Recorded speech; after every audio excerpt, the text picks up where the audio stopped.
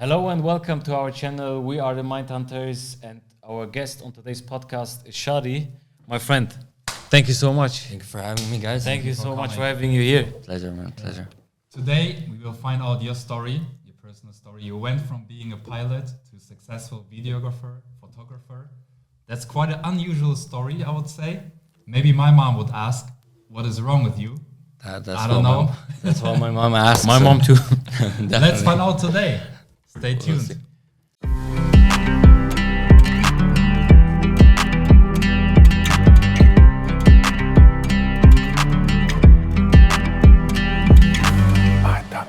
Before we start, I want to mention where we are. We are here in the beautiful List Loft in Hanover, Germany. Special thanks goes out to Karim, who enabled us to be here today and film this beautiful podcast in this beautiful location. So thank you very much. Thank you so much. Really appreciate Let's say it in German too. Danke für die Location. Super, super schöner Ort, muss ich sagen. Absolutely. I mean, you started to be a pilot. I mean, that's a really passionate job. I know a lot of friends who really dream of becoming a pilot. They put so much effort into it. They train for it. And you said one day, okay, you know what? It's not for me. I want to become a videographer, photographer.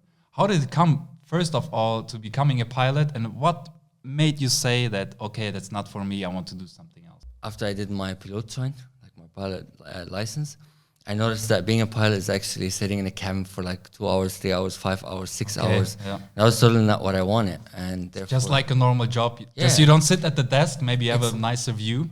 Exactly. No, the thing is, look, you think you have a nice review, but actually, if you check the studies, the people who get the highest depression are the train drivers, because they always see the track and they always see the same thing.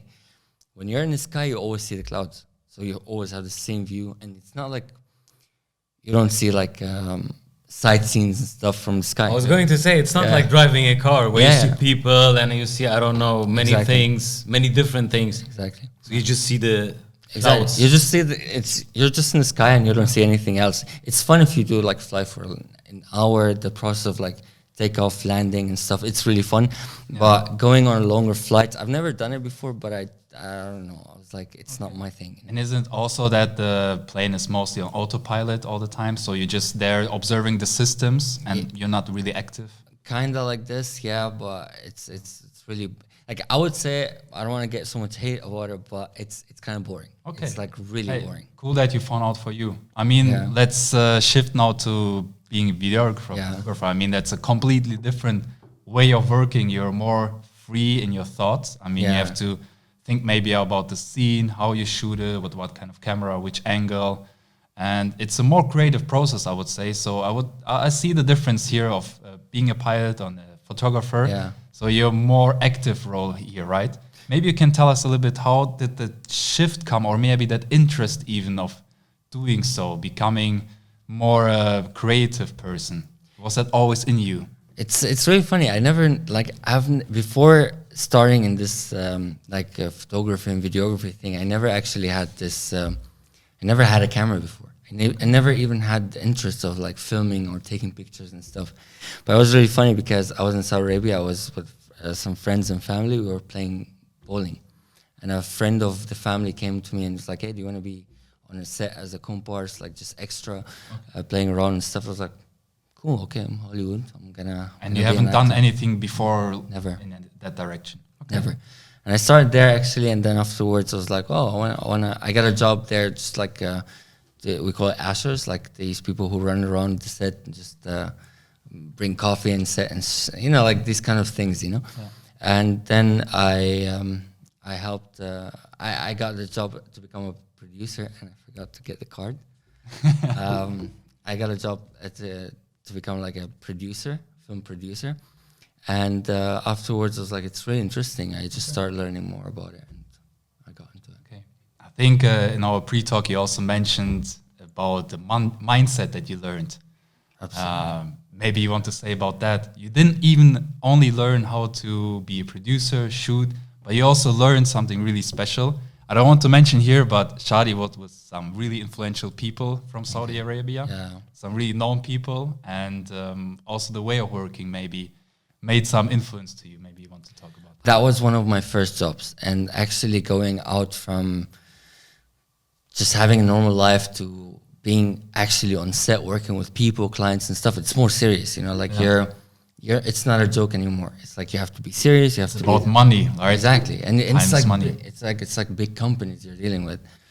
And I was working actually, my boss, my manager, he was like the executive producer. He was really like, he got really strong character, and I've always been like so scared to sit next to him because, you know, like people there are a bit different. And as a kid sitting with him in a meeting or in a car or something, talking to him, I wasn't sure about myself. I mean, how old were you at that time? I was like 18, 19, I guess. So, you know, I would say I was young, 10 years ago. So crazy. And I was with him in the car, and whenever I talked to him, I was always like afraid to talk. So whenever he asked me something, I always answer him, like just try to say my opinion, but with a question mark in the end. It's like, is it okay? Is it okay to eat this? Is it okay to say this? And it was like, I swear, it was like crazy, you know? I think I would be the same little shy kid next to you know, a true businessman or influential man. You're like, I don't know. Exactly. And it was crazy. So once upon a time we were driving. I told like this last evening.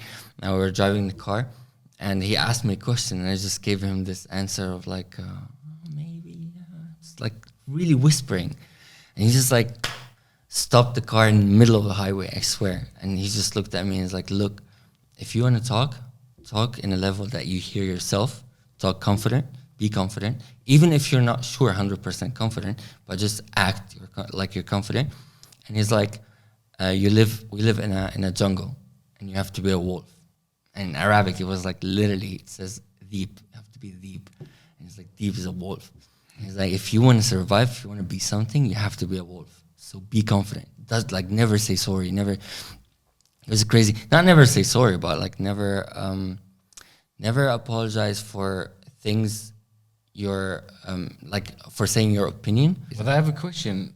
What kind of energy do these people have? I mean, you talk about that he was fully braking and turning back, looking at you. But I think in this moment, people have, we always talk about the energy of the human have sometimes.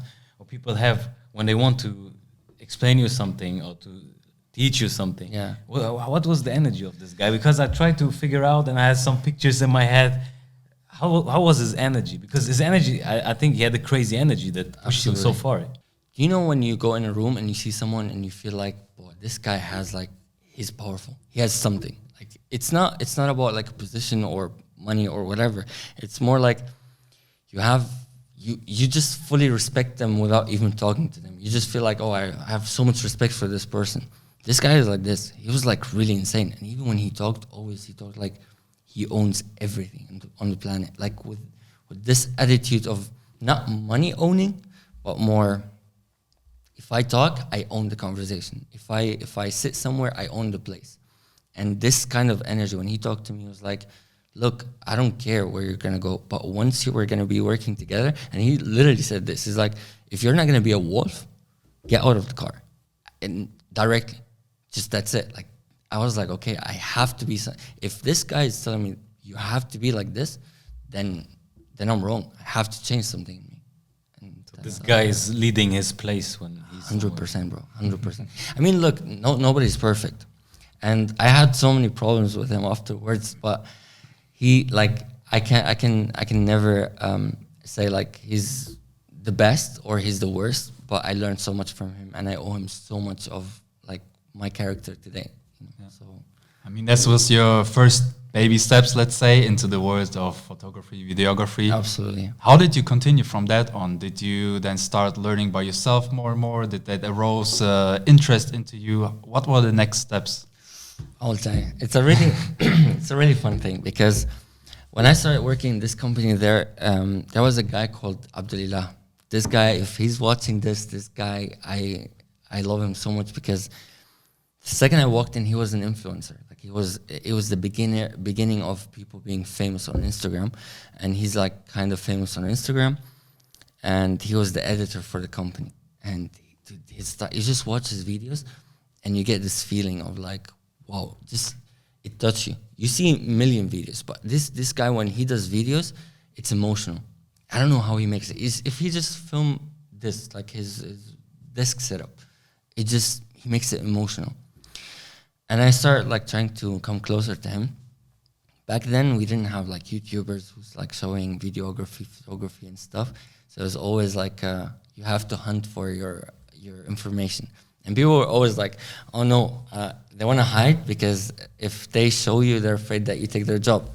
So I had to learn by myself a lot. But I was so inspired by this guy, and he taught me some stuff. But back then, I was working with him as a producer, never as an editor. But he told me one thing: is like if you want to make something what you admire, a movie, commercial, whatever, take this commercial movie, watch it 5, 10 times, and just try to recreate it.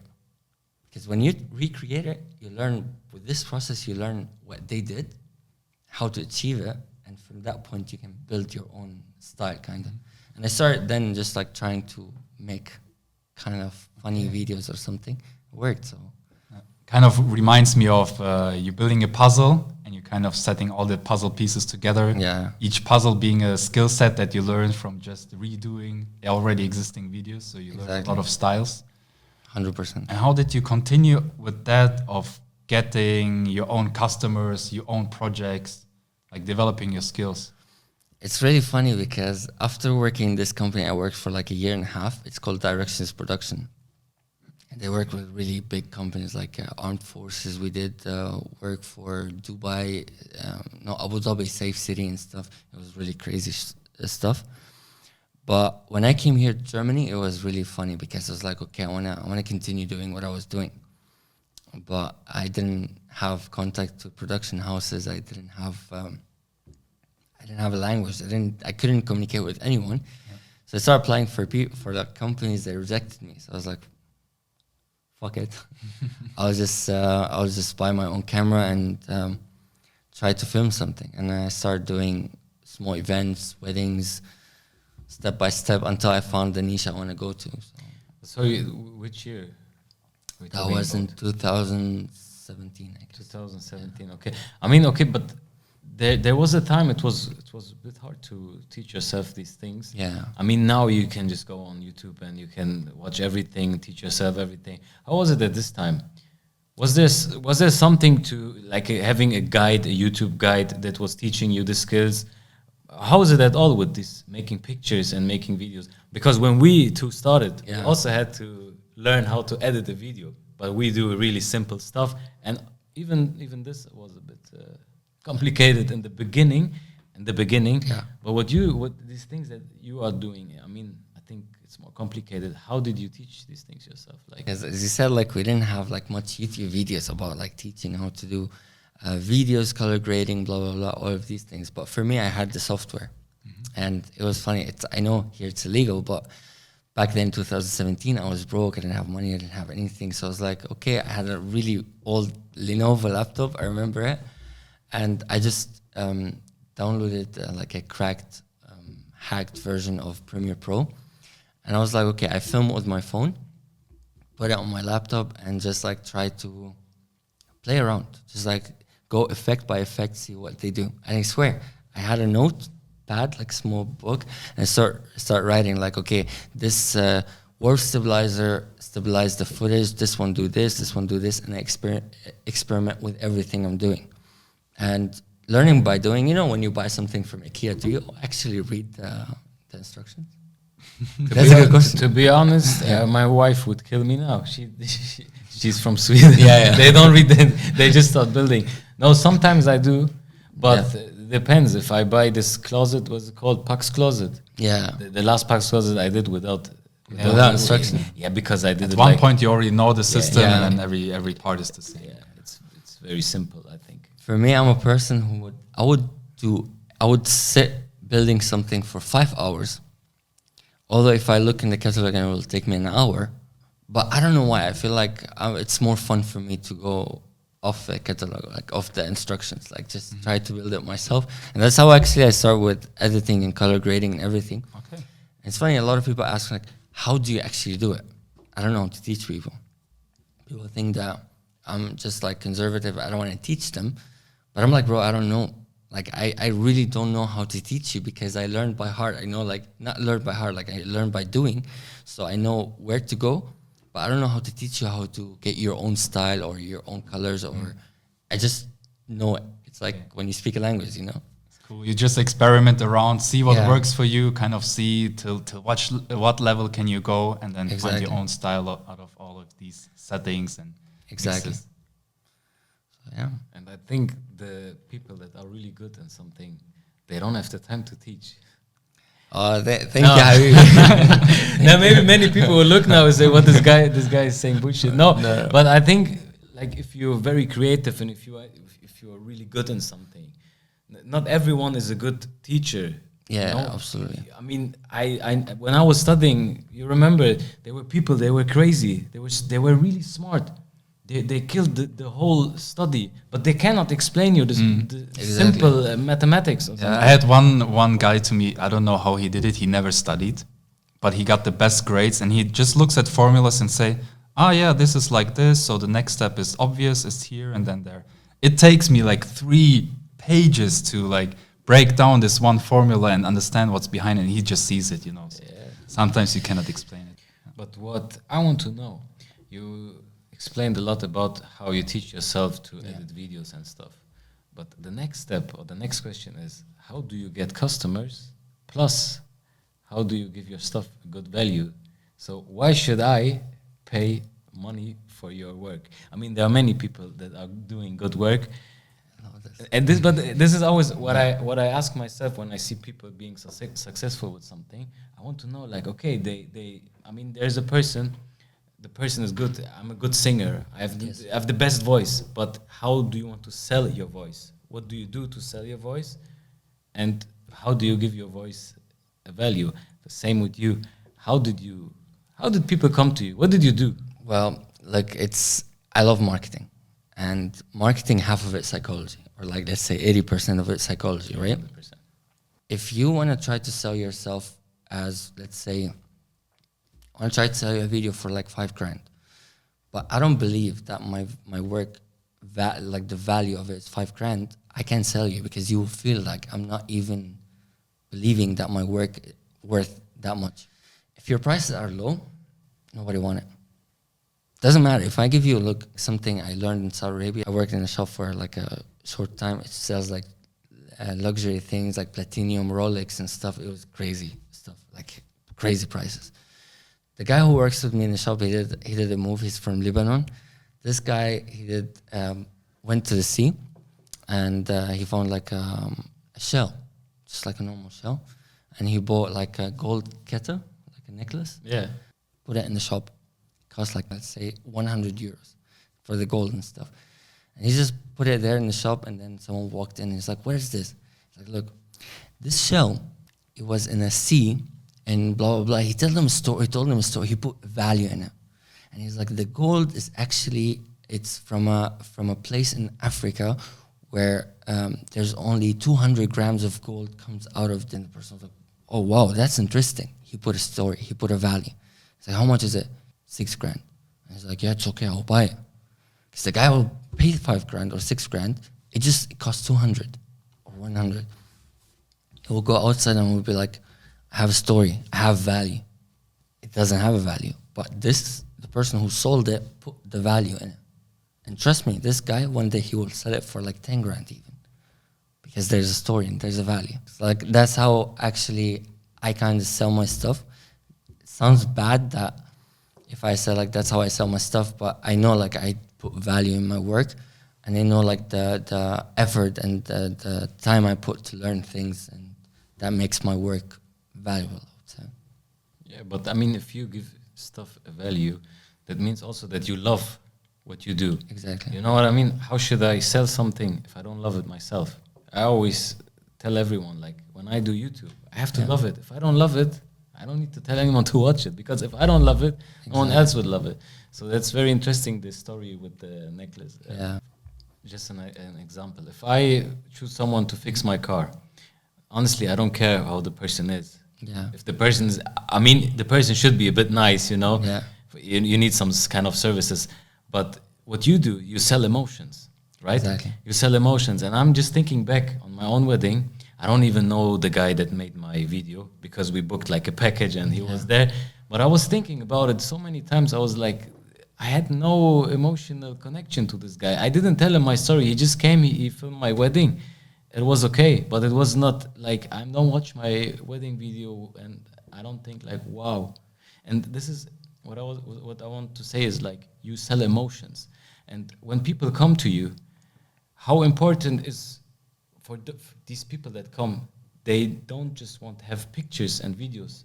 I think they want Shadi. Is it right? Like they want to work. Yeah, maybe it sounds a bit like weird what I'm saying now, but if I book someone that deals with emotions, and this is what you do, because mostly it's like filming someone's wedding or I don't know, even if a commercial, but still emotion. Marketing is emotion. Absolutely. So your experiences, tell me about that.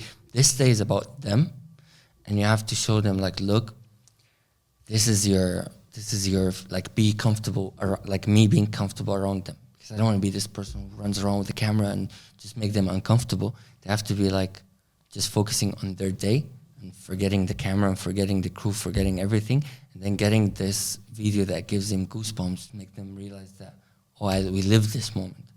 I get some jobs that I don't take because I just sit in a meeting and I don't feel good with the people I'm working with. I'm like, I'm sorry, I'm not going to do it. It's not about money in the end. It's about like, it's my time as well. It's my life. I don't want to be like, oh, I hate my job. I hate what I am, but it's because of money. Then I would have got back to my full-time job, you know.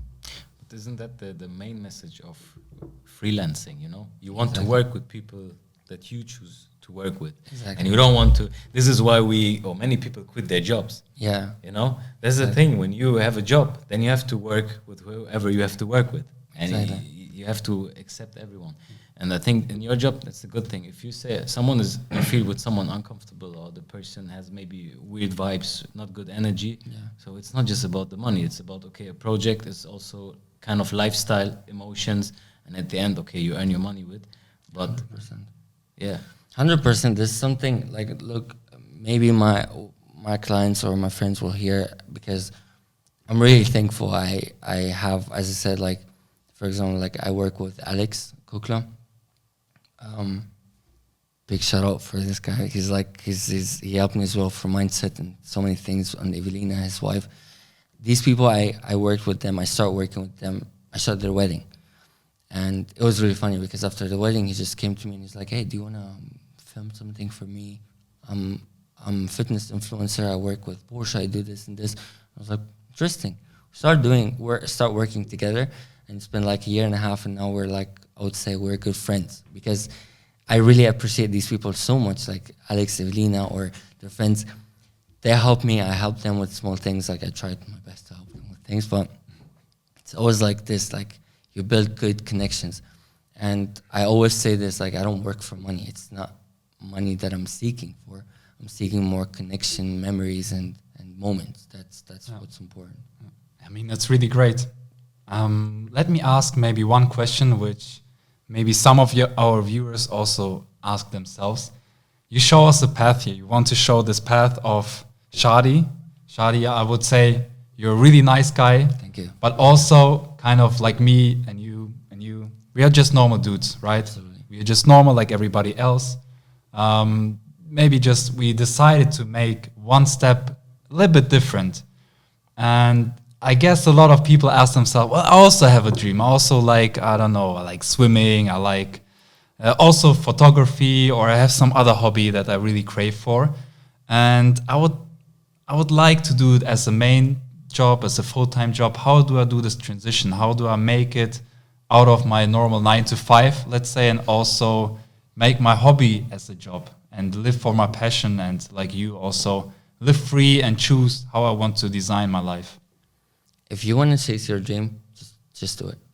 And it sounds really like, oh, douchebag, dude, this guy just says, yeah, he's living his life, go chase your dream, it's easy. No, it's not. It's harder. What people do, they always say like, I'll work a little bit on my dream. I will try to work on my dream. And they work 95% for their real job and 5% for their dream job, or like their dream goal.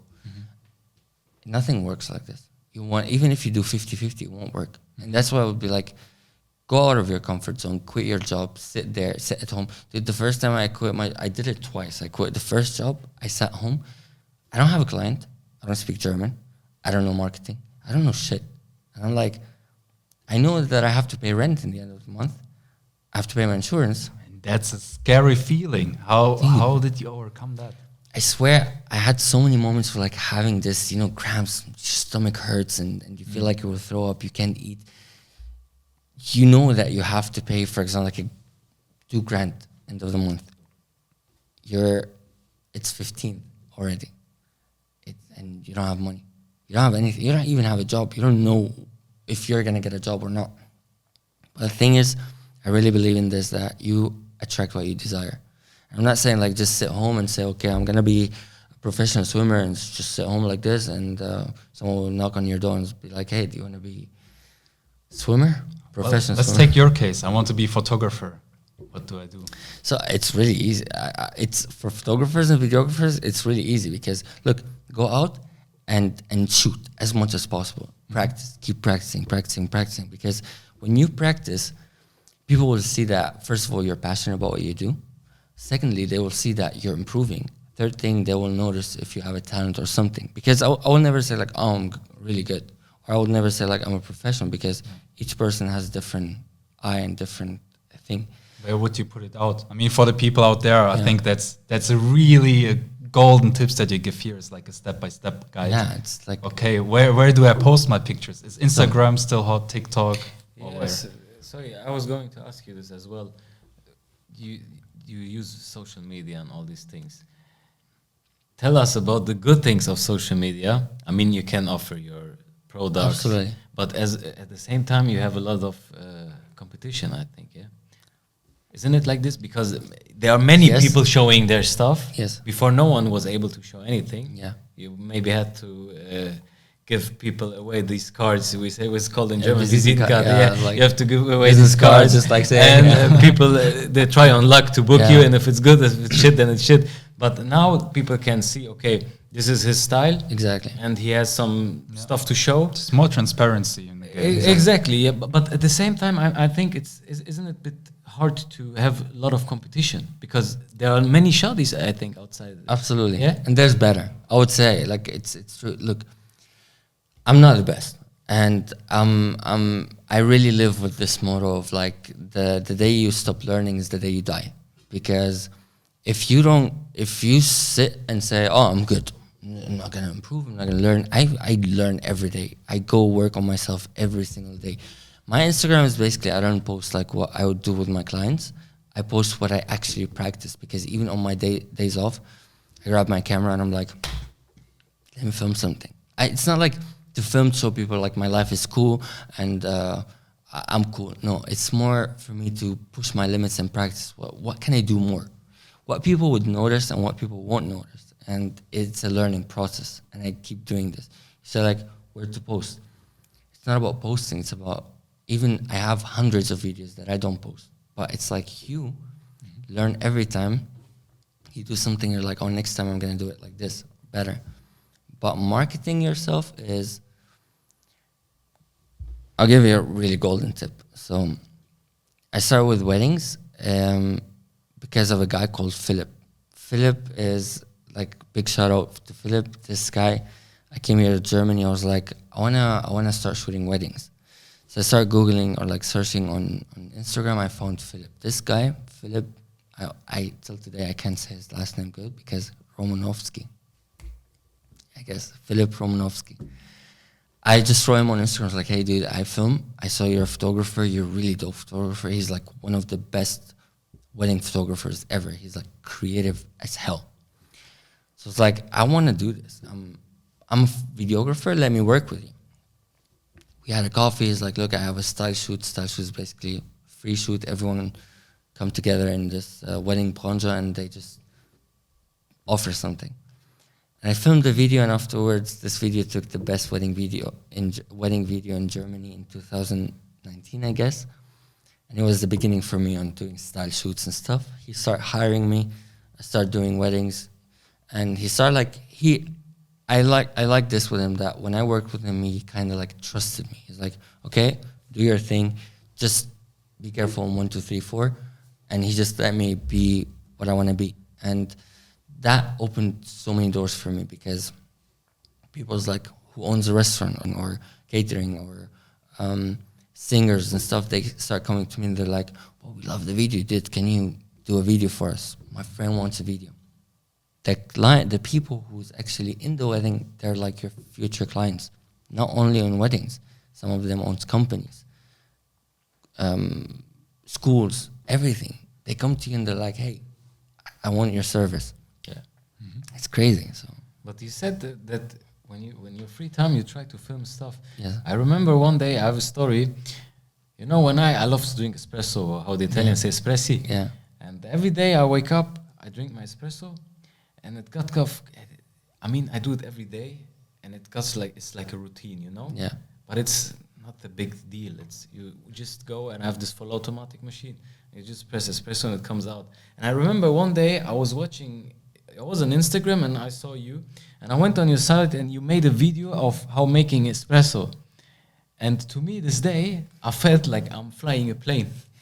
I went to my machine, and it was not like in your video, but it felt so good. I was pressing this button and then this thing came out and I was drinking.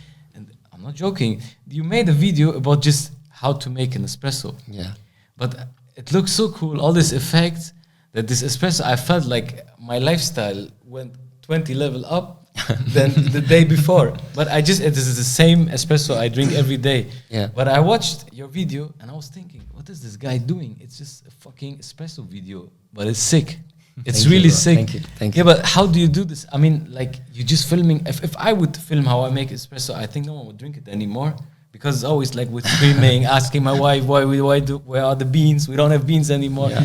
And all these things. But how you did it, it was art. So, but how do you do this? Like, do you wake up and you make your drink and you say like, I will film it? Or you say, no, I will film my drink, you know? Bro, this is exactly what you asked me. You told me, why would people hire you? Like, why people want Shadi? Like, there's tons of people doing videos, but I always try to leave a part of my character in my videos. And it's not about like, you can have a camera and you can do exactly the same thing. And I know like I have a small different touch. It's not like I go out and teach it to people and say like, look, you do this, but it's me as a character. And with the coffee thing, it was really funny because it was like, look, I make espresso, okay? It looks clean. It looks so clean, the video. I was like, really lights and stuff. I was like, it's too clean for me. And look, nobody's perfect. So I was like, you know what, I'm gonna fuck it up. And I just like threw the milk out of the can a little bit, like let it drip. And then I just like steam it like hell, like really crazy, because that's how actually people start with steaming. It was really crazy. So I tried to always leave fun stuff. And for these videos, started with me with one video. It was in Corona time, and I was stuck. I had COVID, and I couldn't go out, and it was the beginning of the pandemic. I was like stuck in the fizz in like my student Wohnheim, student dorm, and it was really crazy. I got a pasta machine as a gift for my birthday, and I was like, okay, let me try to make pasta. And I really like just wanted to make pasta. And I was like, let me just try to film it, just normal. Put my camera, I was like, oh, that's cool, but maybe I can put it from up, and then maybe from the side. 10 hours later,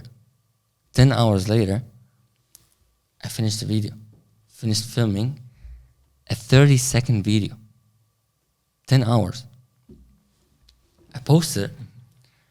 People went crazy. They're like, not like crazy likes, but people loved the humor in the video, because I put some humor in it and the quality and everything. And I was like, oh, that's amazing. I started doing it every single day, 10 hours. You're sitting in quarantine, you have nothing.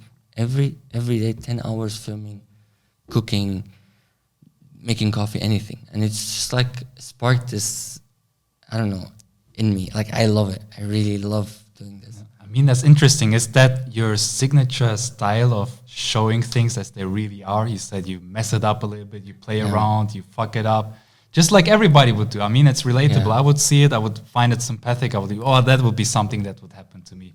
I would spill my milk. Is that something that makes you unique, your style, that differentiates you from others? I won't say it's like only me or like myself, but it is my style. It's like I like to put humor in every video I do. So there's always something funny. I love to make it clean, but I love to make it a little bit as well, like funny or humor. For example, I did a COVID video once of me being stuck at home, and I just did this toilet paper thing. I rolled it and I just like snapped it. And when I snapped it, I just put the sound of cash because it was expensive. This was the time people were fighting for toilet paper. Exactly. Dude, people just got stuck with this moment of like this money thing. They started writing me like, boy, that was genius. I was like, it's a small thing. It's like always the small details, you know? But everything we're talking about now, Yeah.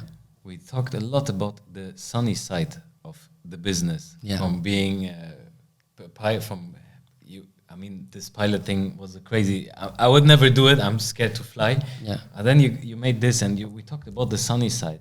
But before I ask you something, when people ask me, you have studied and you work now in the IT and maybe you're earning good money and stuff, and people don't see the struggle behind the time before I get my graduation. Yeah. I was totally dying.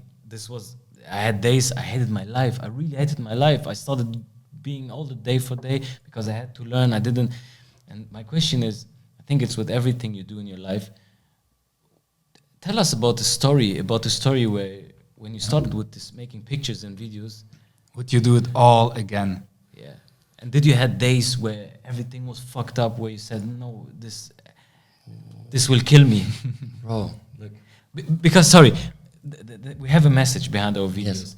And people who watch you, we want to create role models, realistic role models. You know? Well, but this is the thing. When we do this, our podcast, we want to create a realistic role models. And I mean, of course, you can be the next Messi, you can be the next Ronaldo and everything. But if you try to be one by one the person, I don't know how much success you will have in your own life. So Absolutely. go your own way. You can't say like, I want to be a good football player. But when you started making all these pictures and all these videos, I think, was there a day where you said, oh shit, what did I do? Like, I totally regret, because we want to motivate the viewers. If they say, okay, I am a little Shadi, I can be the next Shadi, I also want to do this. I'm an engineer and now I want to make being the best DJ. But we have to be honest, there is a long way how you get there. There is a lot of struggle, there is a lot of pain. What was your pain? There's two things, actually. It's hard because when I first started doing this, it was, now when you say like I'm a photographer or I'm a videographer, people was like, oh, nice. You can live from it. But when I did it, it wasn't normal.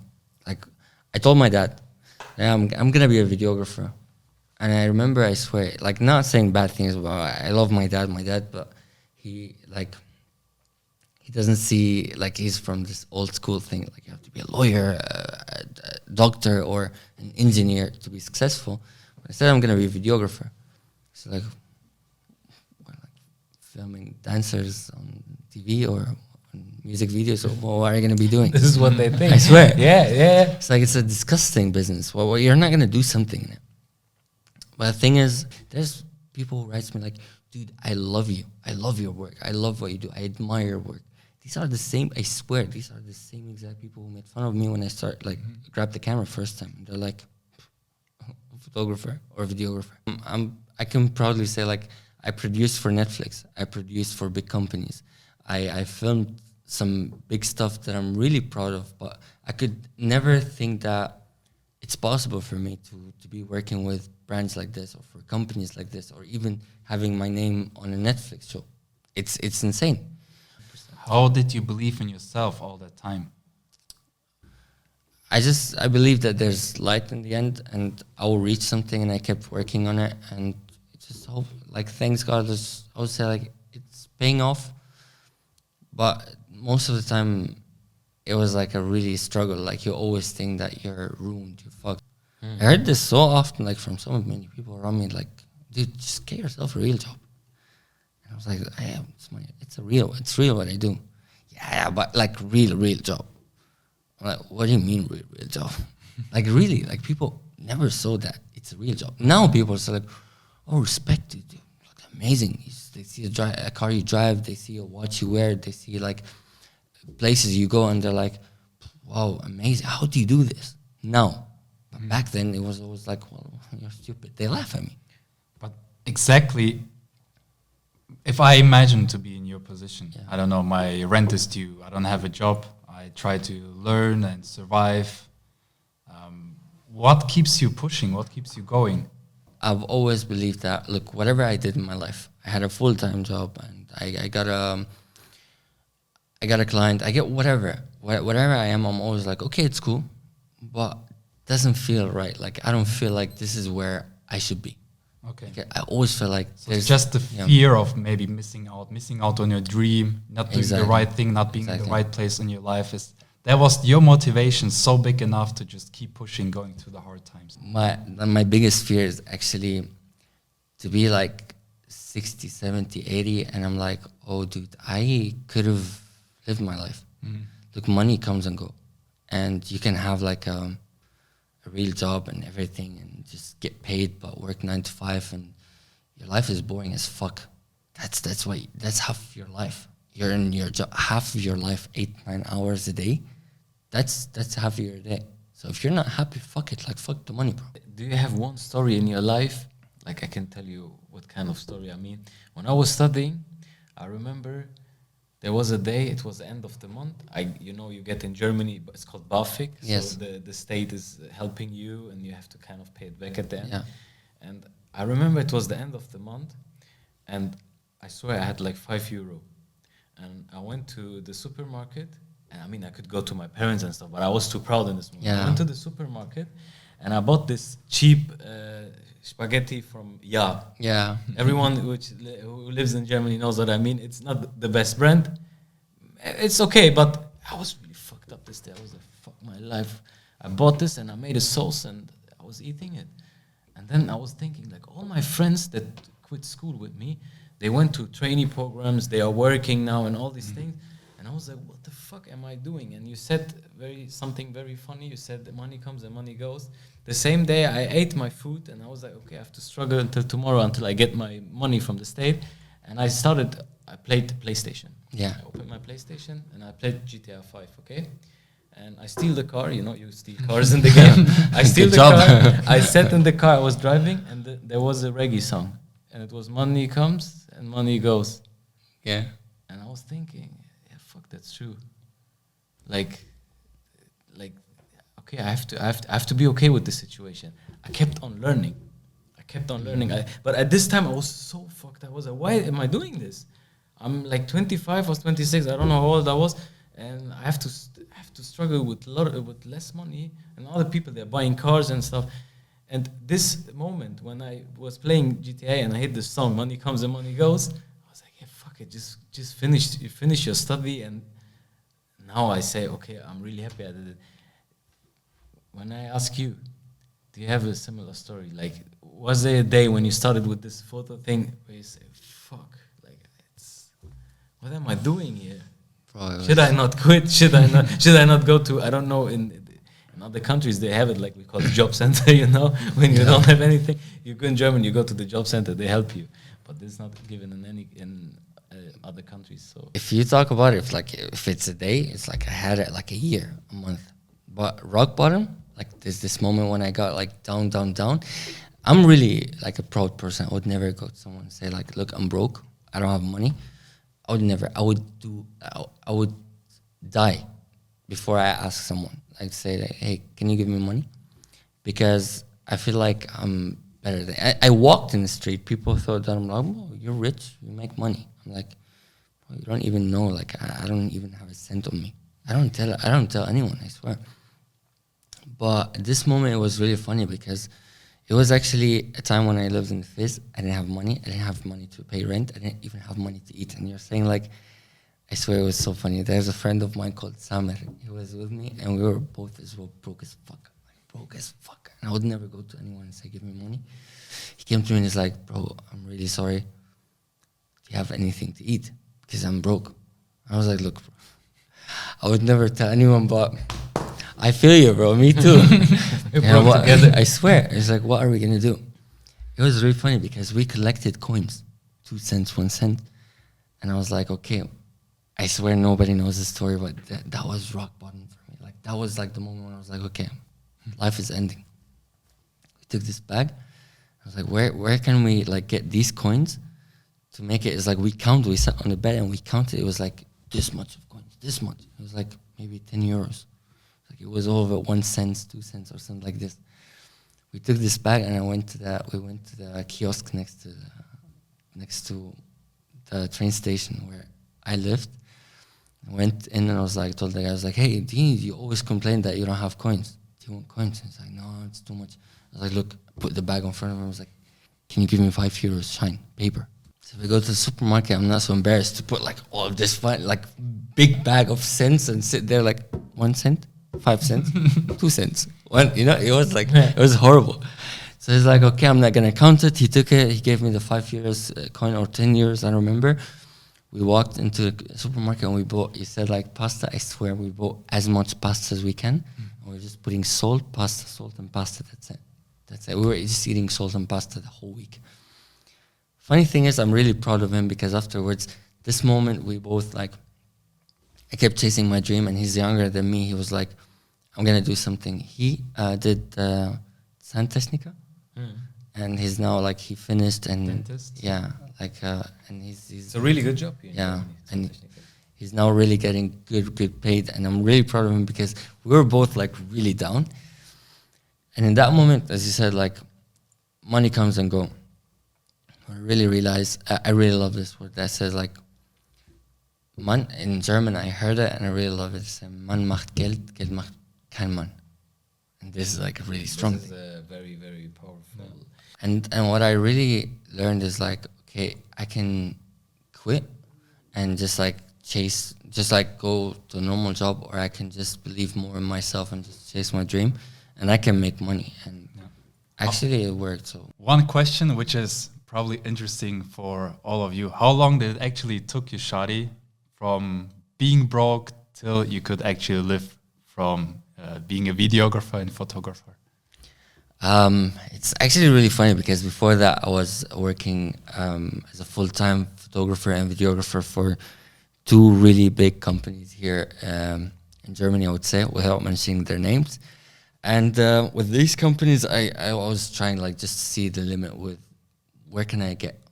I started like pushing with financial part. They were like, okay, just, hey, give me more money. Exactly. Or I will quit. Just like, yeah. No, it wasn't like this, but I was like, okay, look, I give really good job. Like I did really, really good job, and they know this. So you delivered, you brought value to the table. 100%. And I always like, I love this part of like handling, like go into the manager office and say like, hey, like you see the results, we improved so much. These are the old results, these are the new results. 25-30% better than before. Do you think I deserve better, like a better salary? And it's like, it's like we always discuss it. I always got higher and higher and higher. And then at some point I was like, okay, I'm getting really, really, really, really high paid. I would say like not just like showing off, but just like saying, okay, I got really high good paid. I started discussing with them as well, like, yeah, I'm a creative person. I don't want to start at 8, leave at 5, because it's really like, it's really annoying. Like, I know you have to work, but I totally get you. My brain doesn't work at 8 o'clock. I don't function really. Absolutely. The thing is, it's crazy because I wake up early. I wake up at 5:45 a.m. and I'm like, it's so specific. People say like 5:45 a.m. But I want to be like in peace. I hate to be like running and rushing and stuff. But I'm like, I like to wake up, I have my coffee and just read a little bit. And it sounds like, really sophisticated shit, but I feel like I don't want to be in a job where I wake up and just run, always in a rush. So one day I went to work, and but before that my manager was like, yeah, you can actually come whenever you want to. But it's like not after 10 because, it's hard to explain it to other people. So I got everything I want. Not to be unthankful for what he gave me, but it was for me a point when, you walk into the studio. It was a big studio with curtains. You just like open the curtains and you walk in, and it's depressive. It's like dark. It's like just like artificial lights everywhere, and you just sit in that studio for like 8 hours every day trying to be creative. And after like 1 year, I couldn't do it anymore. So it was that moment I was logging in or out or break. I don't remember really good. I heard it from someone, and I was like, it's stuck in my head. I typed my number, 1175, before I press enter to start shift. These motherfuckers, they just have me as a number. These motherfuckers, they don't even have my name. They do so much for the car. I'm an employer. I get paid for sure. But they don't even deal with you as a person. They deal with you as a number. So I was like, no, fuck them. I went home, slept, woke up the next day. I swear, I remember it till today. I woke up, 5:45. I sat on my bed. I started crying. I was like, look, I have everything I want, but that's not what I want. Like, I have every best scenario, but that's not a life I want to live. So I took the train and I went to the office, like the company, the best trip I've ever took in my life, knowing that I'm going to go quit. And I did quit. And after this, I was like, okay, I'm going to see. I went back home and cried as well. It's like not ashamed to cry, but I felt like, okay, I fucked up. My life collapsed, and I will never have a chance to get a job like this anymore. Especially that the manager was like, oh, you're leaving a lot of money on the table, and this opportunity, you will never get it anymore. It was funny thing, because 2 months later, or like even 1 month later, I got a phone call, and I got the same payment, I would say, for like a couple of days of shoot. And it was really funny, because I was like, oh, it's possible. You can actually live from living your dream, you know? But this is a very, very crazy message. I swear, I got goosebumps because the message is crazy. If I would watch this video, I would turn up the volume now, because the message is very crazy. I hope people understood the message. So you say, like, because he asked you, when was the point where you could say, okay, I can live from my work? Yeah. But people always think living from something means just earning a lot of money. Yeah, Exactly. that's true. That's true. Let's not discuss about that. But it also means to be happy. To be alive. To be alive. Yes. To do what you like, what you love. Exactly. And it's really, as you said, like, it's a really huge difference between living and being alive. And I told you this earlier, but really, like, people work hard, really hard, to buy a car so they can drive with the car to work. And I'm like, what is the... Be stuck in traffic all day. Yeah. But, like, you really, like, work hard to buy a car so you can go with this car to work. So basically, you're in a circle, like, what the fuck? And the really, like, the craziest thing ever, imagine you're 80 years old, sitting there. If you're laying in bed, or you're sitting on a chair, or you're sitting on a throne, like a king, you're not gonna say, like, oh, how much money I have in my bank. You're gonna say, like, how much memories I made and how happy I was making this. Because that's exactly what I say. Focus on your life. Focus on your goals. That's my life motto. I'm not teaching anyone, but that's what I live with. Focus on what I love, and money follows. I swear, like, it's the last thing I think of is money, because the second you start doing what you love, money follows. And people always, I love this. People sometimes look at me, like, some friends ask me, like, are you rich? I'm like, yeah, I'm rich. Rich, but not rich. And rich is not money. Rich is here, and rich is here. It's like, that's rich. And people, unfortunately, people start thinking more about rich bank account, not rich in living. That's a very deep thing, because in my company, this was in the past before my time, but there have been people when the time is over, like in the place I work, you're just allowed to work 10 hours. I think it's in every work like this. I think it's by law even that. By law, it's like 10 hours. Yeah. And this guy, he worked 10 hours, and then he checked out from the, you have like a checkpoint, you put your card, and he kept on working. And many people started making jokes about him. But I was thinking about his story, and honestly, it broke my heart. Because, we start making jokes about these people, like, what an idiot, and he's working, and it's your father's company, or why do you... Yeah. But sometimes these people are poor souls which have nothing else to do. No. So living means understanding what makes you happy. Exactly. And if work makes you happy, if work makes people happy, then okay. But it gets to a critical point when you say like the guy which was very heavy. So when it affects your health, Absolutely. then I think it's very dangerous. Also, in that sense, you want to experience new countries, new cultures. You want to also push yourself out of your comfort zone. I think during this interview, we got a really good impression of you, of your life, what is important for you. And one common thing that I identified here, you always kind of tend to go over your limits, try to push your boundaries, get out of your comfort zone. I mean, you came also here to Germany. It's a new culture, new language. It's not the easiest country to actually live with. If you ask a lot of foreigners coming here, it's a little bit closed. The people are a little bit close. You need some time to get warm with them.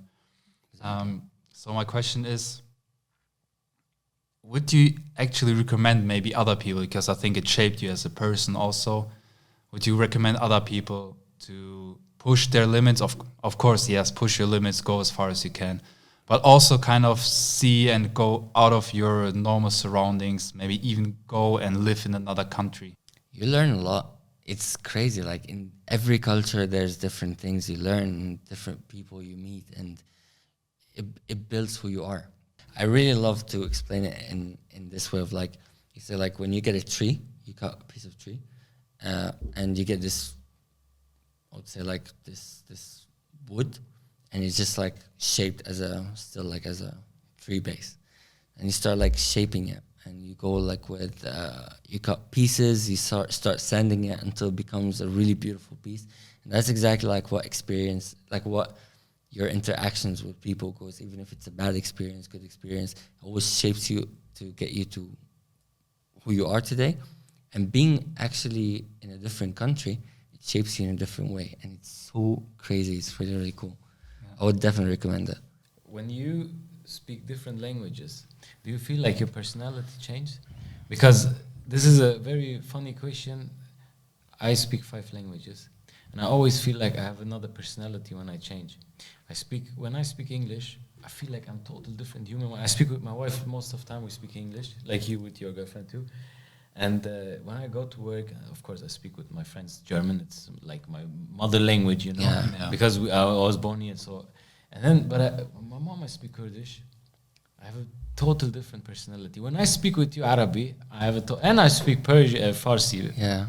So every time I use another language, my personality changes. Do you have the same experience? Because the languages I speak, I mean, I was born in Germany, you know, so I speak German, English, but the other languages are close. But you speak Arabic and Russian. And English. Yeah, but it's crazy, these languages. Whenever I speak German, my friend Nico, he always say like, please don't switch. I was like, why? He's like, you're walking, I'm talking like this, everything's good. Someone stops on the side, so I want to thank them. So he's like, danke. And they're like, no, you sound more serious in German. But why do people say this, that German sounds very harsh? When I go to, I don't know, wherever, mostly when I go to Sweden, my relatives and friends, they were like, Scheiße. And I said, I have never talked like this. I have never said Scheiße. Scheiße. Schmetterling. Schmetterling. Ich liebe dich. And I always say, what the fuck? I have never said ich liebe dich. It's a prototype. It's like, ich liebe dich. I mean, but why is it, in which places did you live first?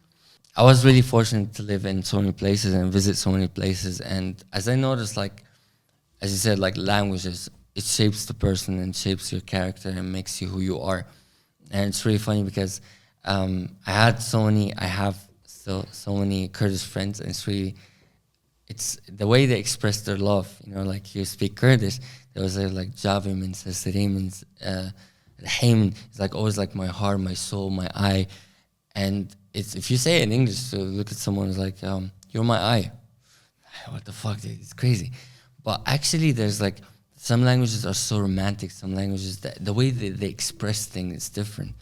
And I find, for example, like Arabic as well, so people hear it like harsh, but it's one of the languages that you can really be so romantic and express so much in it. It's insane because you can just have so many meanings in one word, but in a really nice and soft and easy way, you know? But it sounds like that's how people hear it most of the time. Yeah, but the message and how people use the language is so much different than in Europe. Like Exactly. you said it, when I call my mom or my wife, I say dilim, what it means in Kurdish, my heart. Yeah. And I say to my mom, I say like, you my eyes. Yeah. It sounds weird in German when I say, du bist mein Auge. Like, what the fuck? Why am I your eye? And the same thing is when you go, and it's very different from countries. Like in the Arabic people, I say, ruhi, qalbi, hayati, umri.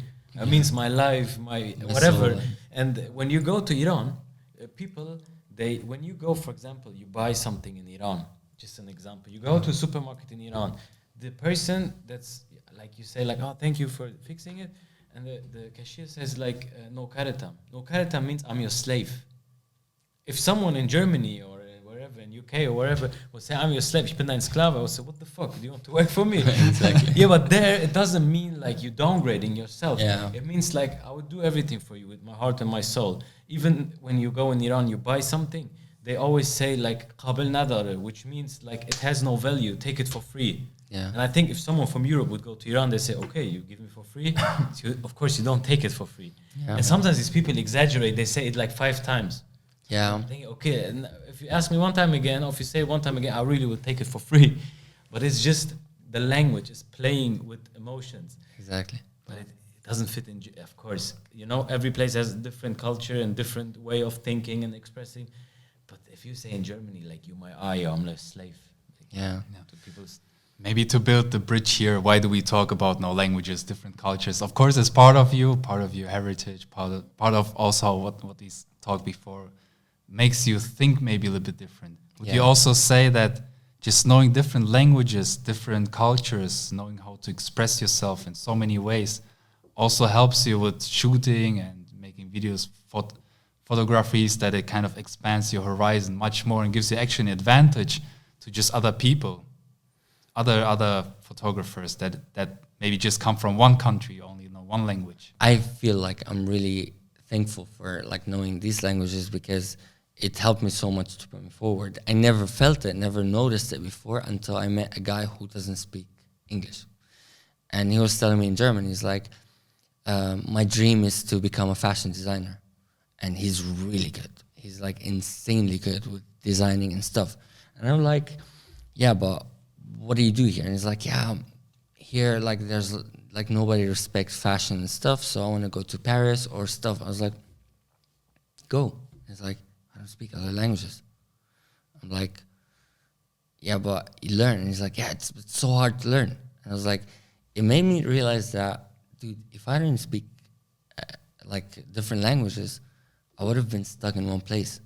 I won't have this opportunity to be, like, working with people in different cultures, different nationalities, and different languages. Because if you speak a language, when I work with someone who's like, for example, really German, when I speak German with them, they feel more comfortable. They're like, okay, I can explain more and I'll understand.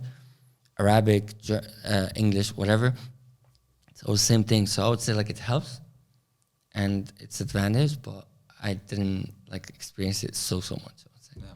My cousin said something about this language. My cousin in Sweden, he said something very nice, and I want to ask you what you think about the sentence. He said, do you know why I love English most? And I was like, why?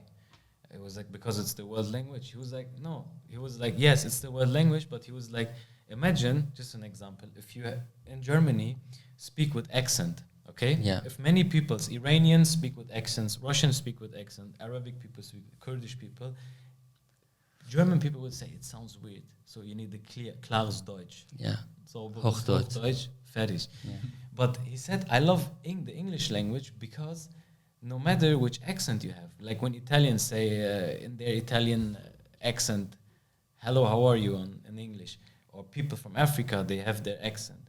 It's still, he said, I love it because these people still together, and no one is annoyed of the other person. No one says, he has the accent, he's from Indonesia, I don't like him. No, it's cool.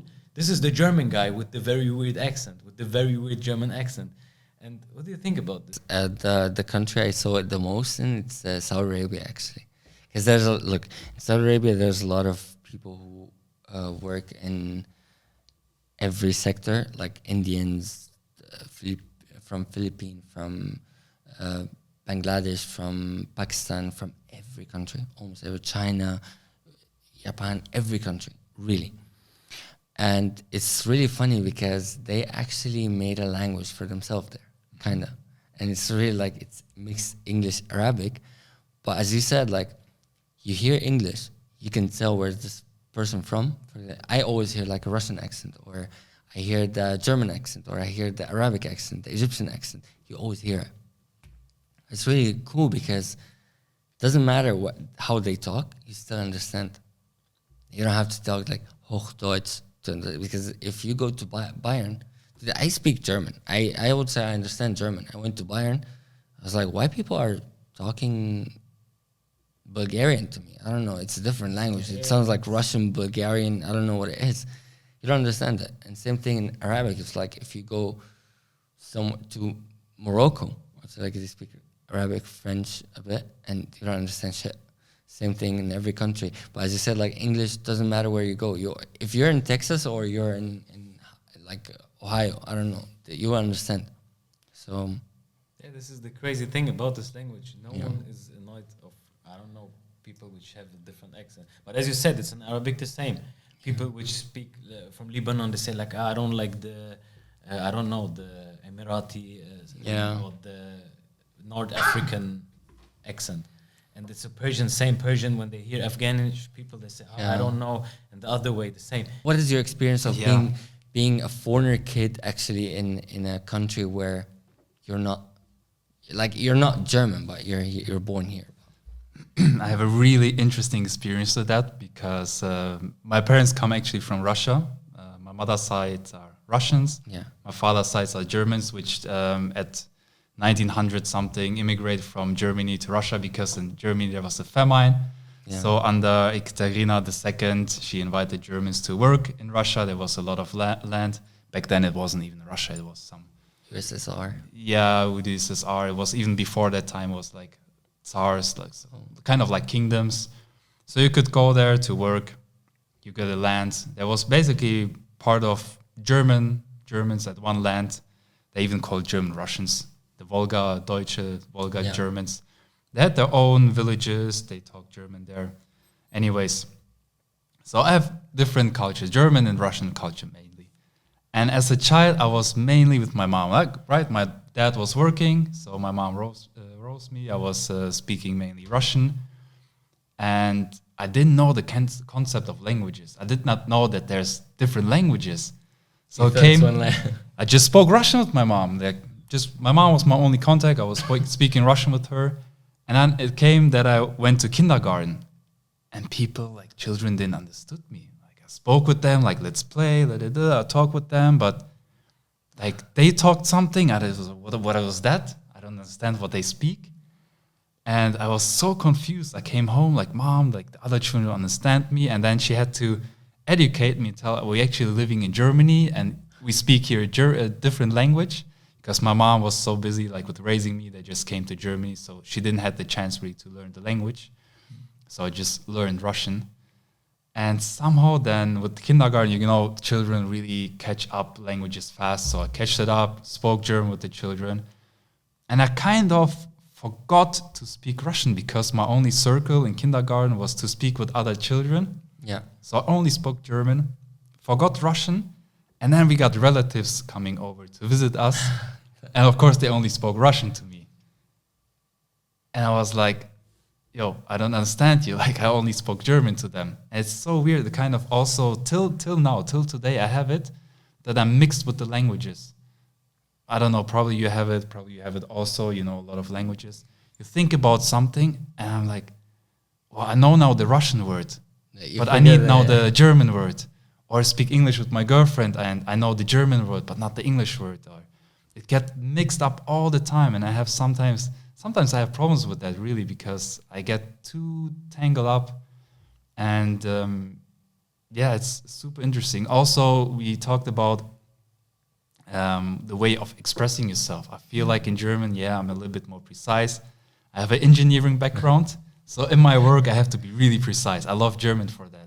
Because I can be really precise, I can describe exactly what I mean, how, what, where, when, whatever. In English, I feel, for example, if I speak to my girlfriend, I feel more easy, more relaxed. Yeah. Like, for example, if I say, okay, let's go, baby, let's go out, let's go eat. I don't feel that relaxed if I would say that in German, like, hallo mein Schatz, lass uns rausgehen. For me, it's a little bit different. Yeah. Doesn't fit to me, really. In Russian, other ways, there's so many ways of playing with the language. It's so fascinating, so interesting. You can say something in a simple way, but you can also play so much with the language, reshuffle the words, give words even different meanings, and it becomes so interesting. So the language is really fun for me. I sometimes I get so lost on Instagram watching some meme videos because the language sometimes is so funny, just the way of expressing yourself, and I love that really about languages. That's amazing. So, yeah, it's really, if I'm Russia, I'm a different person, I think, than I'm here in Germany. Or if I speak with my girlfriend, I have a slightly different personality, maybe, if at the work, if I have to speak German and be really strict and precise. That's really, really interesting. That's really cool, actually. But yeah, I was born in Germany, and I remember when I went to kindergarten. I think I was. How old are you when you go to kindergarten? I was maybe really early, I say 3. you 5? No, kindergarten. 2, 3, 4. I don't know, but let's say I was 5 years old. I went to kindergarten, and the funny thing is, I am Kurdish, Faili Kurdish. They call us Faili Kurdish because we are Kurds from Iran, which went to Iraq to work in Iraq and Baghdad, and then there was war and problems and dictatorship, and then we had to go back. So my parents were speaking Kurdish with me at home. I was speaking and still speak fluently Kurdish. My father, his school language and the language which he's speaking with his friends is Arabic. He was speaking Arabic, so I learned speaking Arabic too. And my mom, her school language is Persian, Farsi. Yeah. So I learned all the 3 languages, and I went to kindergarten, and I didn't know any single word of German, just like some broken words. And the kindergarten teacher, or however you call her, the Erzieherin, we say, she looked at me and she was like, verstehst du mich auch? That means like, it's a very nasty way to ask, like, do you understand me, you stupid? I remember this. I was a child, but I have like broken pictures. And then my father picked me up, or my mom, I don't know. And they always said, like, this guy, he's retarded. He's not speaking Germany. And no one told me, like, this guy is speaking 3 languages. He's fucking 5 years old. He's speaking 3 languages fluently. But how should I learn German? My parents, they didn't know German at this time, So how should they teach me? So then later, when I grew up, it started with football, World Cup and all these things. And what was the biggest, if you're a Kurd, people say, like, where's your country? And it triggers you when you're a child. Now when people say, where's your country? I don't care. Country is in my heart. My home is in my heart, People make my world. People make my home. So, but when you're young, you cannot stay calm. It's impossible. Your blood gets boiled because people say, where is Kurdistan? I was like, what do you want from me? Like, why is Kurdistan not playing in the World Cup? Fuck, they're not playing, let me. And then the funny thing is, you are here, Ausländer in Germany, okay? But when you go to, I remember I went to Iran with my mom. I went there and I was like, okay, these people, they look like me. They are like me. I'm home there. But I was born in Germany. Yeah. And I went there, the first thing my cousins look at me, oh, the German guy. Say Alman, the Almani. What the fuck? Am I German now? What am I? Yeah, you're German. You come from Germany. You're German. And I don't have when my hair a bit longer, you can see I have lighter hair. And they were like, yeah, you have light hair. You're German. You're not Kurdish and you're not from Iran. So what the fuck? What am I? And he said something very nice, very, very nice. I don't know because maybe you could not make this experience because you came later to Germany. But for us, for a long time, I was asking myself, what am I? Where am I from? And he told me something, and it is so true. We started building up our own subculture. Yeah. This you just have in places like in Germany or in Sweden or in France or in whatever where immigrants went, or in Norway or whatever, Denmark. And in these countries, you start building your own subculture. So funny thing is, when I go out, the Turkish guy is my brother. The Arabic guy is my brother. The German guy is my brother. The Russian is my brother. Everyone is my brother here. Like, it's like you don't have a real home. Yeah. Here is your home. Because wherever I go, I just feel comfortable in Germany. As I told you, even when I leave Hanover, I just come back to Hanover, I feel home. And it's the same with the country. But this was my biggest struggle when I was young. I never knew what I am and where I'm from. And my father was very strict. He was like, no, you're like this, and you have to say it. But you go to school and people, children can be very mean, you know? Yeah. They can say very mean stuff like, you don't have a country. And I went to my dad. I was like, where's our country? He was like, our country's there. Tell him this and this. I was like, Dad, I will fight with him. He was like, go fight with him. I was like, but that's not the good, you know, this is not the right way. So, I mean, my poor dad, he didn't know how to handle these things because he saw something else than I did.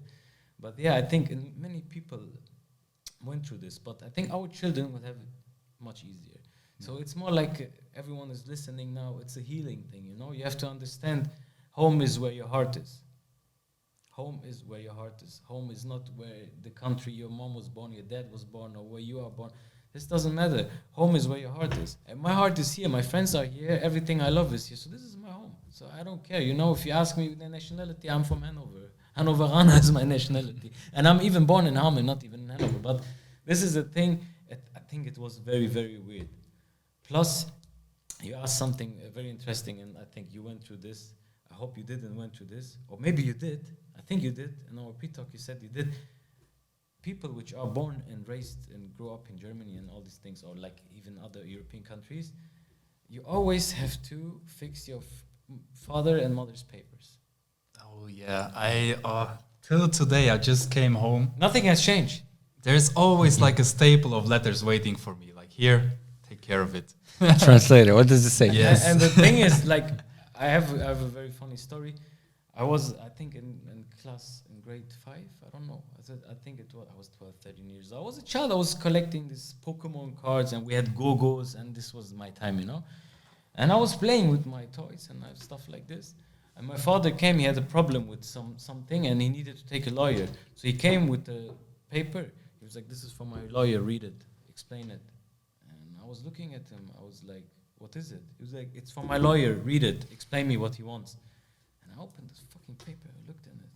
It was like Chinese. I didn't understand anything. I still don't understand what it was. We say Fachsprache, juristische Sprache. We say in German. I was like, "Fuck, what does he want from my dad?" And I was scared to tell him that I'm a child and I don't understand this. And then he was looking at me. He was like, "What did they say?" I was like, "I'm unsure." He was like, "You idiot! What do you learn at school? What do you do at school? Why do you go to school?" And I was looking at him, and at this time I was not mad at my dad, but I didn't understand it. Like, why is he so mean? "You idiot, go away. If I would be you, I would eat this paper. I would eat the book." They always eat books, you know. Immigrant parents always eat books when they go to school. They always walked like 10 kilometers to Yeah, school it's and the eat the hardest books. ever. Yeah, they went 10 kilometers. They fight it Carrying against each a other. tiger, and you know. And the fun thing is, I never understood this. But when I turned 18, I was a lawyer. I studied law.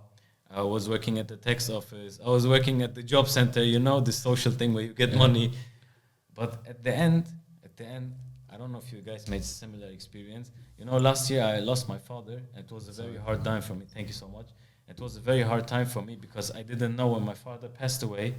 I didn't know how to fix his stuff. I really didn't know because I never had this, that someone close dies, especially in Germany, and that I have to fix his stuff. And the bad thing about living in Germany, I don't mean it bad, but even if you die, you do have to do a lot of paper stuff. Paper. They don't even leave you when you're dead. And I didn't know how to fix these things. But with this, what my father always forced me to go into hard stuff because he didn't know how to read the letters. I don't know how I could figure out everything and I could fix my stuff. So at the end, thank God we buried my father. It was a hard time. But he taught me until then how to fix complicated things without even knowing that he did. So right now, if people are watching this, like, thank your parents for... I really did. It's a lesson. It's a lesson. It could be annoying, yes, but... It's crazy. As you said, like, I'm really sorry, first of all, that you went through this. But thank you. the thing is, as you said, look, we were always saying, like, for me, I was always like saying, yeah, my dad just, they don't understand us, blah, blah, blah, all of these things. But at the end of the day, it's really funny because they didn't have it different, you know, like they just had to go through life and learn, and they wanted us to learn as well the same way. Therefore, they just like try to make the best out of us, you know. And I don't blame them, but they didn't know a better way to do it, you know. Yeah. So I totally understand that. We want to now come to our last question to round it up for today. Shadi, we learned a lot from you today. Thank you so much. Yeah, I learned from you guys. I was like, thank you. You're such an amazing person. Thank you. One thing which is really obvious, which I'm looking at all the time, your tattoos. I think there's some special story behind it. I would love to know more about it. For sure. Show them first yeah, sure. For our. I don't know which guy, but here you can see it on this camera is better. You can see here. But you have two birds. Can you yes, maybe? I do have on my hand. Oh, I have two birds, and I have here head full of dreams. This head full of dreams, it explains itself by itself, you know. It's head full of dreams. I have here create. It's really important. Like create is everything I do, like in my right hand. So create, and these two birds have a really big story for me. These are like swallow. They call it swallow birds. I don't know what they call them in German, but these birds are free birds, and sailors always have them like shoulder. You know the story, like they always say, like if you go from ocean to ocean or sea to sea, they always like put these these birds, and they take them. They say like it brings luck. For me, it's not about luck. It's mostly about freedom, and it's a really funny story because back in Syria, we were in summer there. My dad was like, I did something bad, and my dad was like, no, you stay in your room and you don't go out. So I was like, okay. And I hate this feeling. I'm a free person. Just take everything from me, but don't take my freedom. Like, never. I was sitting in this room and I was like, fuck, dude, I want to go out. And there was like a balcony. And these birds were flying so fast and so much. It was sunset. It was the perfect weather. Till today, I really feel it, like how the weather was there. It was like perfect weather, sunset, really like not cold, not warm. It's just like perfect. And there's like a balcony. And I see like these birds flying through the balcony, like inside and out, you know? Fuck these birds, dude. These birds are so like, they're free. They're really like, I wish I can be like them, you know? Funny thing, next day I was out, at this time it was around like 5. I saw these birds, and I've never had this satisfaction feeling like before in my life, seeing these birds and me being out. I was like, I'm free like them. And since then, I really like these are the birds that I always like have. Whenever I see them, I always feel like, dude, I'm free. I'm really free. Like that's why I have them. And just to remind me, I actually have them on my hand for freedom reason. Because they always said like, if you tattoo your hand, you'll never get hired in a job, like a full-time job. I was like, because I'm a free person, I'm going to put it here so I will never, ever go back to like a full-time job. You know, this is like burning my way back. I was like, fuck it, I'm just going to put it here because I'm free and I'll never go back to being like slaved in a full-time job. I'm like not saying bad things to people who work a full-time job, but for me at least. So yeah, these are the birds. Wow. That's an amazing story. Thank you so much for sharing. Crazy. Thank you. Do you have like what is your? I mean, I don't have to ask for a message now because your last words they killed everything. This is more than message. But is there still something you want to tell young people or whoever? You know, not just young people, but people that are watching our video and they say, okay, this was a really interesting and cool talk. And I'm searching for a role model that is realistic, you know. And this role model thing is, as I told you, many people say, no, don't call me role model. I think everyone is a hero. I told you before, in the talks before, everyone is a hero. So you are too. And I'm sure that many people watch you and they say, okay, he's a good-looking guy and he's doing good stuff. So, yeah, but that's true. No, that's true. Let's not be cheap with compliments because it comes from my heart. But what can you give people for a message? Like I can actually say a couple of things. First of all, I really appreciate that what you said, and I really, really like. I don't really see it much that I can be a role model, but I can tell you like, I can say from my experience some things that helped me so much. First of all, saying everyone is a hero, I really agree with you. And I always say, like, I'm a hero and you're a hero, and everyone is a hero in their own story, and you have to be the hero for your own story, because nobody's gonna be there like to help you, save you. Maybe like your mom or your dad or whatever, but one day you're gonna be alone and you're gonna be like, I really have to be the hero of my own story. And you mentioned this before. Like you said, like I had to stand up and be the hero of this moment and just save the day. And that's one. And second thing, the really most important thing I learned in this life, it sounds so cliche, but it's so true. And I'm not in a place where I can be like, oh, I made it 100%. But I swear, nothing in this life is impossible. Nothing. You can achieve everything. You can be whoever you want. And you can reach everything you want. The only thing that stands in between you and your dream is you. And how you believe or see yourself and work on yourself. Because so many people, if you told me like today, like 10 years ago, or not even 10 years ago, 5 years ago, you would tell me, 6 years ago, I'd say 6 years ago, I was down. I didn't know shit in my life. I didn't know where I want to be. And I was like doubting myself. I was like, I don't know if I'm doing the right thing. If you would tell me like 6 years later, you would be working with Netflix, with Porsche, with this and that, and AMG Motorsports, Volkswagen, all of these brands, I had the chance, I was lucky enough to work with. And I was like, if you told me 6 years ago you would have done it, I wouldn't believe you. 4 years ago, I was in the gym with one of my close friends. His name is Luca. And he took me to the gym with him for the first time to work out. And then he told me, like, dude, you have to buy yourself Gymshark clothes. I was like, what is Gymshark? I was like, Gymshark, it's the best fitness stuff. It's crazy. They have the best cuts, the best shit. I was like, I don't know. Okay. I bought something. And for fun, I bought like a t-shirt. I went to the gym wearing this t-shirt, and I was like, I bought Gymshark. And he's like, yeah, it's so crazy. I was like, I looked at him, I swear. I said, I'll work for Gymshark one day. And I swear, he was like, yeah, man, yeah, do this, man. He was like, he's really always like hype me. He always like, yeah, man, do this, do this. And it's funny. 3 years later, I worked with Gymshark. Like because of Alex, because of the wedding, because of Philip, because of everything happens for a reason that you don't know where it's going for you, but in the end, everything happens in front of you to get you to where you want, because you attract what you desire, right? So, yeah, just fucking live your dream and don't let anyone tell you like that's too much, and they will laugh at you, they will make fun of you, they will always say like you're stupid, whatever. But when you achieve it, trust me, all of these people, not from hate side, but all of these people will be in the first row cheering for you and saying, I've always believed in you and I've always saw something in you. I was like, shut the fuck up, you never saw shit in me. This is with the manifesting thing. I also have to say something before we end this video. It's sure. Crazy. Do you remember when I met you? Yeah. The day I met you, this was like almost, I think, 2 years ago. It's yeah. like more than 2 years ago. At this time, we kind of started with YouTube. It was kind of fresh. Yeah. And at this time, so, you know, we had a long break after I lost my father. You know, I had to get clear in my head before I keep on with YouTube.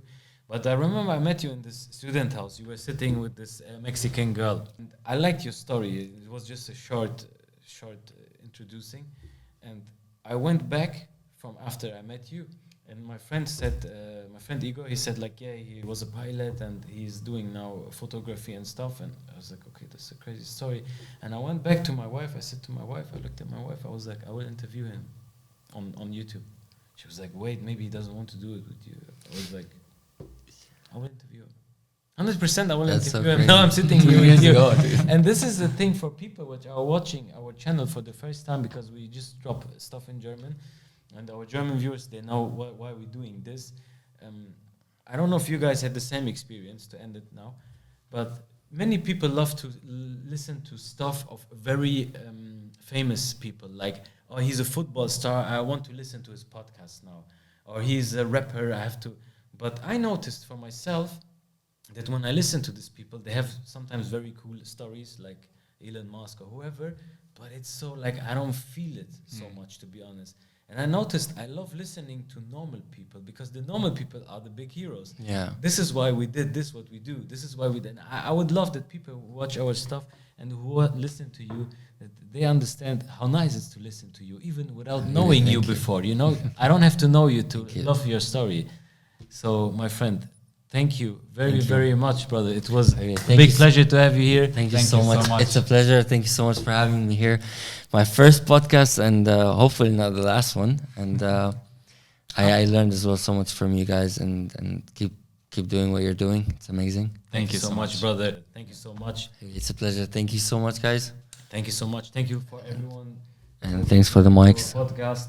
And if you guys like our content in English, just please write in the comments below, like, yeah, we want more, and we would love to make more content in English. And I hope our English was easy enough to understand. Like I said, it doesn't matter where you come from. English is always nice. Everyone has accent. And absolutely. Thank you so much to everyone. We see each other next week. Thank you for listening. Bye-bye. Bye-bye.